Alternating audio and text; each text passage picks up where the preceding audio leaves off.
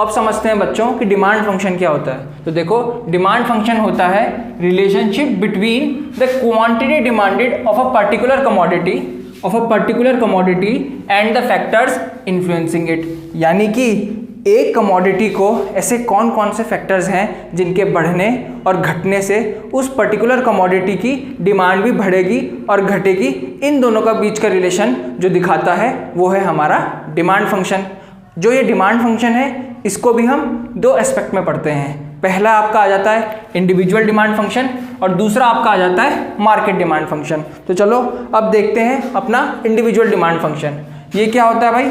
It refers to the functional relationship between individual demand, यानी कि एक आदमी की demand and the factors affecting individual demand, और वो सारे फैक्टर्स जो कि एक इंडिविजुअल की डिमांड को अफेक्ट करते हैं। ठीक है, इन दोनों के बीच का रिलेशनशिप आपका इंडिविजुअल डिमांड फंक्शन कहलाएगा। अभी पिछले वीडियो में हमने सारे के सारे फैक्टर्स अच्छे से कवर किए थे जो कि इंडिविजुअल डिमांड फंक्शन और मार्केट डिमांड फंक्शन को इम्पैक्ट करते हैं। तो आप वहाँ से एक बार ज़रूर जाके वो देखें और उसके बाद ये वाले वीडियो पे वापस आएँ। तो चलो अब आते हैं अपने डिमांड फंक्शन पे कि इसको लिखते कैसे हैं। तो भाई हमने यहाँ पर dx से बता दिया कि ये है demand for a commodity, particular commodity हमने ले ली x। ठीक है, तो dx क्या हो गया? Demand for a particular commodity x। और ये जो आपका f है यहाँ पर, ये शो करता है फंक्शनल रिलेशनशिप। फिर हमने ब्रैकेट्स के अंदर वो सारे के सारे फैक्टर्स लिख दिए जो आपके इंडिविजुअल डिमांड फंक्शन को इम्पैक्ट करते हैं, जैसे कि px price of commodity x, pz क्या डिनोट किया था भाई हमने?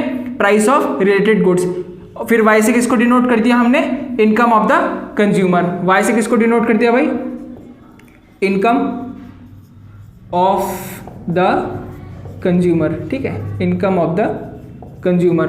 उसके बाद तुम्हारा T आ जाता है, T for test and preference, E for consumer expectations. इन सब के बारे में हम ढंग से डिटेल में बात कर चुके हैं पिछले वीडियो में, जहां पर हमने देखा था हर एक फैक्टर का कि उनके बढ़ने और घटने से एक पर्टिकुलर कमोडिटी की डिमांड पे क्या इम्पैक्ट पड़ता है।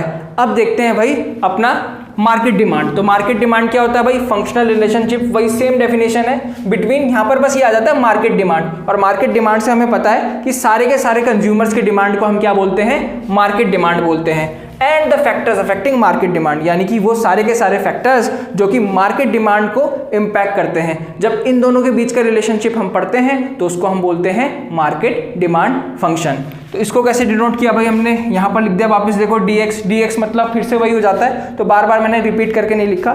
dx मतलब demand for commodity x, f मतलब आपका क्या हो जाता है? Functional relationship. फिर आता है आपका px मतलब प्राइस ऑफ कमोडिटी x। फिर आपका आता है pz से हमने डिनोट किया है price of related goods. y मतलब income of the consumer, t मतलब टेस्ट एंड प्रेफरेंस, e मतलब कंज्यूमर एक्सपेक्टेशंस। ठीक है, उसके बाद यहाँ पर जो नए फैक्टर्स हमने 3 ऐड करे हैं वो है n, जिसका मतलब है size and composition of the population.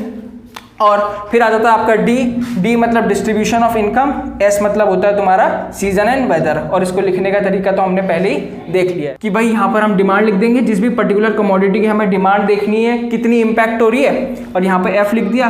फिर अपने जितने भी फैक्टर्स जो डिमांड को इम्पैक्ट करते हैं वो हमने ब्रैकेट के अंदर लिख दिए। तो यहाँ तक हमने कवर कर लिया है डिमांड, फैक्टर्स अफेक्टिंग डिमांड, जिसके अंदर हमने देखा कि भाई इंडिविजुअल डिमांड को कौन से फैक्टर्स इम्पैक्ट करते हैं और मार्केट डिमांड को कौन से फैक्टर्स इम्पैक्ट करते हैं। फिर हमने समझ लिया डिमांड फंक्शन की डेफिनेशन, और ये देख लिया कि डिमांड फंक्शंस को लिखते कैसे कैसे हैं, जहां पर हमने इंडिविजुअल डिमांड फंक्शन को लिखना सीखा और मार्केट डिमांड फंक्शन को लिखना सीखा। आई होप आपको अभी तक के सारे टॉपिक समझ में आए होंगे। अगर आपको कोई टॉपिक समझ में ना आया हो तो आप हमसे कॉमेंट सेक्शन में पूछ सकते हैं। आप सभी स्वस्थ रहें, मस्त रहें, पढ़ते रहें। हम जल्दी मिलेंगे आपसे अगले वीडियो में।